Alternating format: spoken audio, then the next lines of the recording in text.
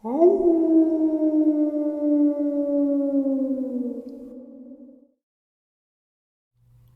greetings and salutations, everyone, and welcome back to tonight's second half. Before we get into it, a couple links. As you know, I rely on Patreon, PayPal, and my merch to help the channel to continue to grow and go. The links to Patreon and PayPal are in the description below. My merch is displayed directly under this video. Also, Dogman, Frightening Encounters, Volume 1 through 3, the audiobook versions.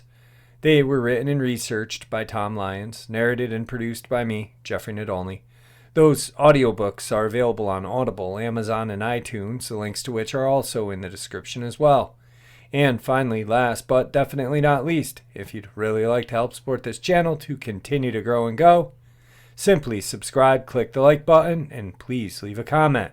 It really does help, and it definitely matters. Now, everyone, I have taken far too much of your time. Let's get on with tonight's second half, shall we? Alright, everyone, so basically the same lineup, terrifying experiences, along with some very compelling video evidence. Let's get into it. Tonight's first encounter. My experience with these things goes back to 1950 when my dad was born in Monroe, Wisconsin. He grew up in Avon Bottoms and went to high school at Judah. I was relayed stories by him and his siblings of Avon Bottom swamp monster. Now, to set the record straight, it was actually a Bigfoot. This was dismissed in the mid-60s when my dad was in high school at Judah as a pot-smoking hippie seeing stuff. The Avon Bottoms werewolf legend came much later. In 2003, a few miles from where my dad grew up, Katie Zane apparently saw 3 dogmen drinking water off of Sugar River outside of Judah, Wisconsin. She apparently had taken a lie detector test and passed. However, those are easily fooled, hence why they are not admissible in court. She was featured in episodes of Monster Quest in 2002. In the late 70s is when Wolfman were being reported in the Avon Bottom, Wisconsin area. These started getting national attention by the 80s, hence why every werewolf movie past the 80s portrays werewolves with a snout instead of a flat-faced human with hair all over its body. Not one werewolf movie pre-1980 portrays werewolves with snouts, going all the way back to the 40s Universal Wolfman black and white horror movies. That's because Hollywood was ripping off local legends in the United States and making monster movies in the 80s. Every werewolf movie of the 80s takes something from the werewolf stories of Wisconsin in the 70s. Now things get even more strange in 1981. Not far from where I grew up, less than 30 miles, there was a shape-shifting werewolf reported by a woman in Mineral Point, Wisconsin. Apparently, this was seen by 20 people. The woman claimed to see a person shape-shift into a werewolf while grabbing a handrail. I know exactly where this was. It happened in an old building where they used to run a haunted house in Mineral Point, Wisconsin. My first experience came late summer of 1991. I lived with my parents, older brother, and sister in southern Wisconsin in the woods in an old farmhouse, white with black shutters. Shutters were really popular back then. Our nearest neighbor was a half a mile away. Strange things happened at this place. I remember feeling watched several times there. I haven't lived there in decades. Surrounding this farmhouse, built in the 1860s, complete with root cellar and exterior basement vault doors as well. The house was surrounded by deep woods, and 3 sides of it were surrounded by crops. The back part faced the heavy woods. Every few years, farmers that owned those acres would alternate between beans and corn. This encounter happened when corn was surrounding 3 sides of our home. So that year, they planted corn. This was August of 1991.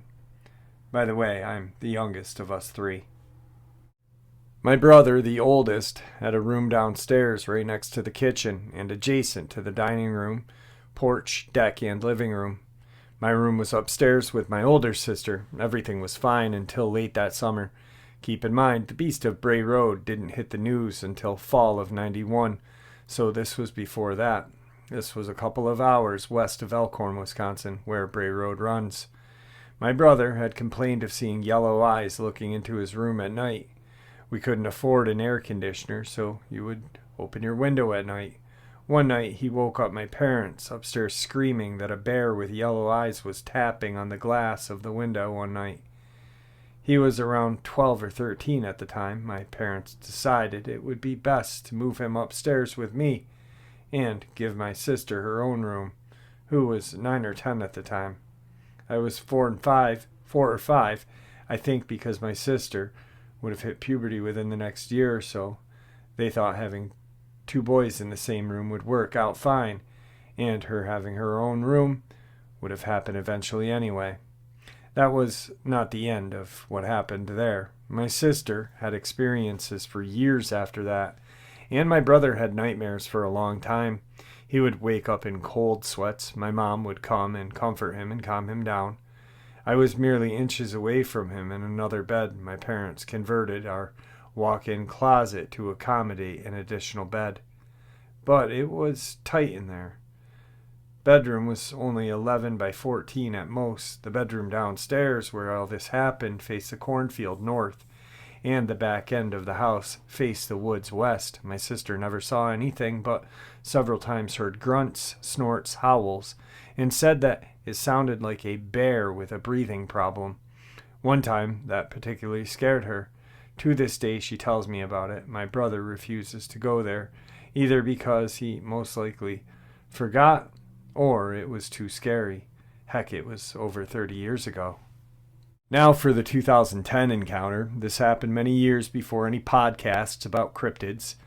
This face-to-face happened late July of 2010 in the Galena Territory in Illinois. At the time, I was preparing for grad school and working 2 jobs to pay for it. I'd graduated from UW Platteville in 2009, so if you were on campus those years, you saw me. My 2 friends, R and T, grew up in Benton, Wisconsin. They had their own creature called the Benton Monster. This encounter happened in September of 1970. Apparently, it was a Bigfoot-type creature. Their parents told me many stories of this thing, but nobody took it seriously. There was also strange stuff in the area. My 2 friends had a house at one time in Buncombe, Wisconsin. Basically, Buncombe is a road that is directly north of Illinois and directly north of where I had my sighting in 2010. They had all sorts of weird stuff happen there, from UFO sightings to howls. It's a beautiful area there, but definitely a little creepy. R and myself fished a lot. We had fished the Fever River so much that we had dwindled the smallmouth population. We had to find a new fishing hole. So we went 10 miles south into Illinois, into the Galena Territory. Now, of course, R's younger brother and 2 friends wanted to tag along. They were in high school at the time, and we were okay with it. That is, until one of them, while we were prepping our fishing poles on the trunk of Rob's car, closed the trunk. Snap! One of them pushed the trunk, breaking the tips of all 3 fishing poles at once. The fishing poles are made of fiberglass, and once they break, it's hard to fix them. There goes our fishing night. I called my girlfriend up at the time, and she was having a girls' night. So we had nothing to do but wait. And as fate would have it, somebody had mentioned we should do some ghost hunting. We were already in Galena and heard lots of strange stuff, so why not? Today's first video clip is from a family in Saskatchewan going for a drive. One of them caught something out of the corner of their eye and picked up their iPhone and took this video. Check it out. Once again, the opinion, or it's your opinion. I'm not here to make you decide yes or no on this, or whether it's real or not. It's all up to you.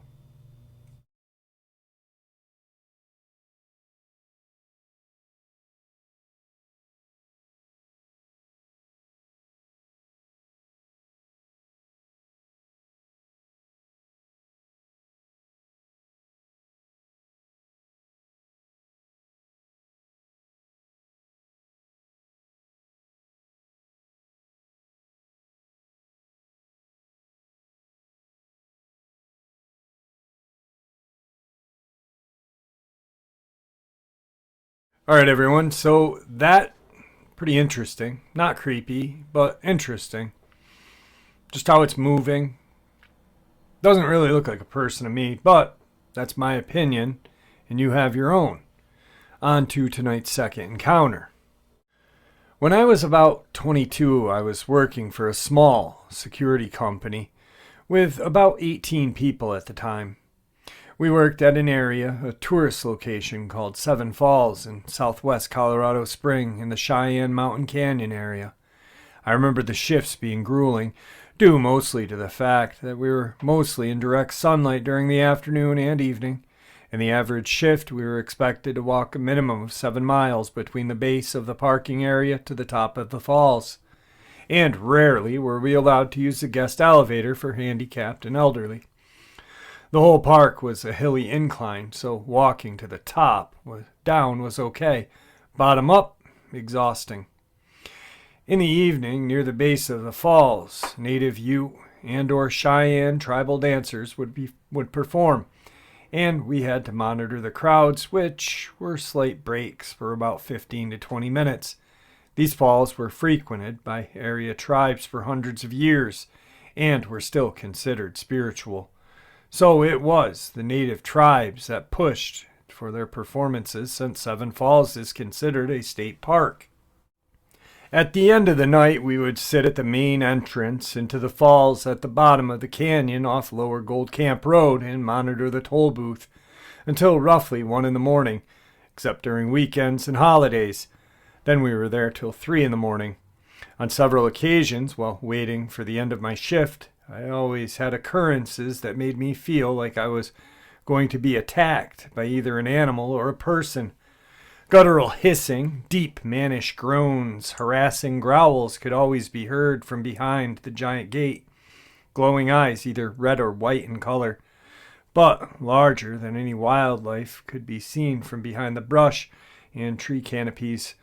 But what stuck with me was the shimmering humanoid shape.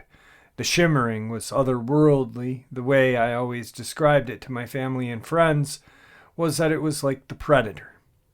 My first work firearm was an older Smith & Wesson semi-automatic single-stack pistol. It was my dad's when he worked for the Fountain Police Department. But this was the first time I felt I was defenseless while working. I watched this shimmering silhouette crawl on the asphalt over to the toll booth, to what then appeared to be standing straight upright and extend a long waving arm. This looked like it was being phased between the physical and incorporeal realm. As I shifted my weight to look closer, I was awestruck.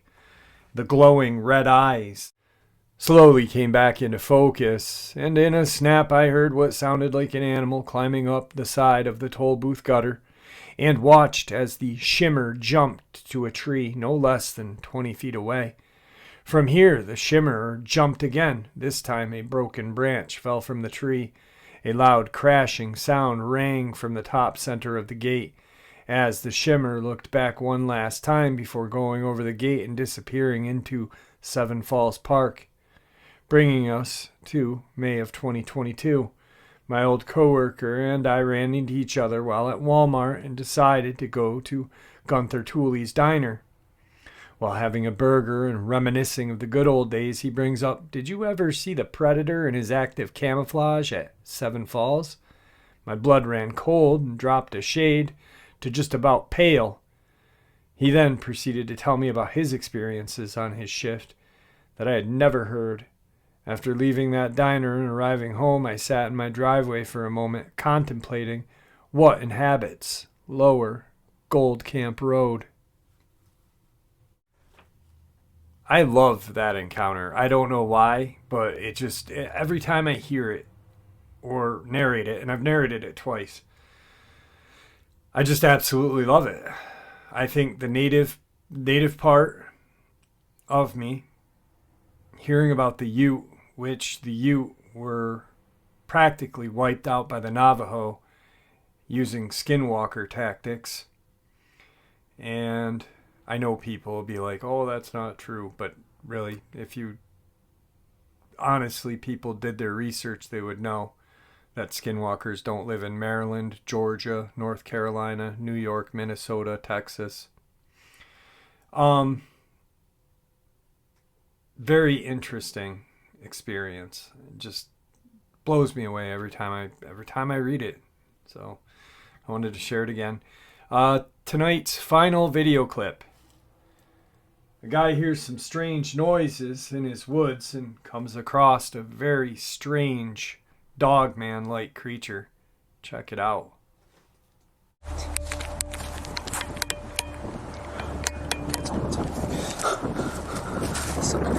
Sneak at the camera. Maybe creature or some sort of monster. I have no idea what it is, but I'm just saying it's sweat God. Just trying to find it. What the hell is that? What the hell?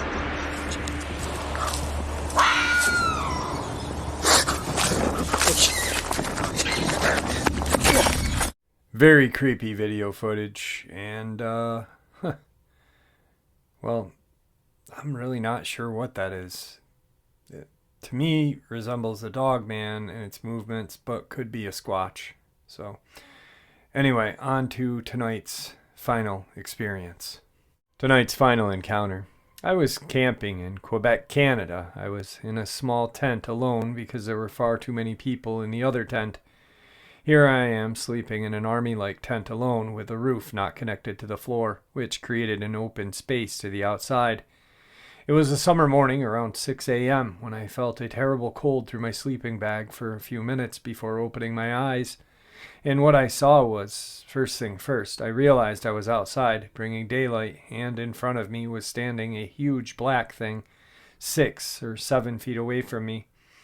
It was standing at an impressive 1.5 meters, or 3.5 feet. I don't remember if it was on 2 or 4 legs. This encounter lasted less than 5 seconds because I thought I was dreaming. I closed my eyes, completely ignoring the red flag, and fell back to sleep before waking up a few hours later in the same spot, but the black thing was gone. Not too sure I wasn't dreaming, I finally woke up and looked around to see that I had been dragged out of my tent a few feet away from it. I crawled back into the tent and fell back to sleep for the last time. I asked the people that was in the same tent that acted as a watcher because my bad attitude as me, if he had noticed that I was gone. He replied that he pushed me to the side of the tent, but nothing else. After eating this, it confirmed to me that these things might exist for real, and I've been dragged out of the tent for some reason. I don't have sleeping problems either. This is my first experience. It's up to you to believe it or not. Strangely, I didn't notice any kind of cut or slash on my body. My second experience was in August of 2007. After doing some research after my first experience 8 years prior, I went to a park in Montreal, Quebec, Canada, the Mount Royal Park. After downing a half a bottle of wine, I was sure there was a Dogman in this park, so like a drunken idiot, I started howling, waiting for a response, and nothing. I stayed for a few hours on the slope waiting for the night. I left by taking another trail from the one I had came in on, resulting in me getting lost in a cemetery in the middle of the night. I kept walking in complete darkness for about an hour. I was now able to see a few meters in front of me, allowing me to walk on a road. I panicked, crying because I was drunk and started running after seeing so many tombstones everywhere. I just wanted to get out of there. 15 minutes later, I was finally out of that hellhole cemetery, just to be welcomed into a park by 2 glowing red eyes. I fixed on these eyes for a good 20 seconds before hearing a hey. I panicked. I took a sprint, still looking at those glowing red eyes, going twice, even 3 times faster than I was. I don't think it was a car because of the way the lights were. They finally disappeared into the darkness, very far away from me, taking my breath while making sure no one was there.